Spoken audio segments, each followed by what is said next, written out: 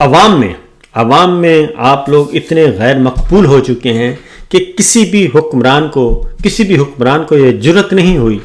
ہمت نہیں ہوئی کہ وہ پبلک مقام پہ جا کے نماز عید ادا کر سکیں۔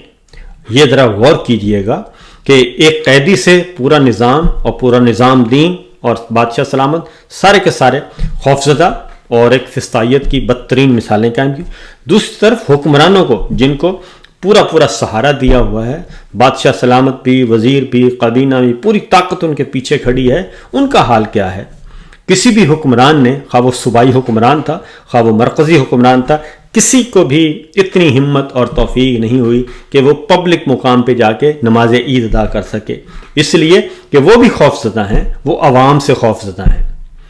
آپ بھی عوام سے ہی خوفزدہ ہیں، اور آپ اس شخص سے خوفزدہ ہیں جس کے پیچھے پوری عوام کھڑی ہے، اور اس عوام کے سامنے آپ کا کوئی حکمران جا نہیں سکتا، نماز عید ادا نہیں کر سکتا۔ اور سب نے اپنے اپنے گھروں میں نماز عید ادا کی، اور بہت ہی لمیٹڈ محدود جگہوں پہ نماز عید ادا کی۔ مثلا میاں صاحب نے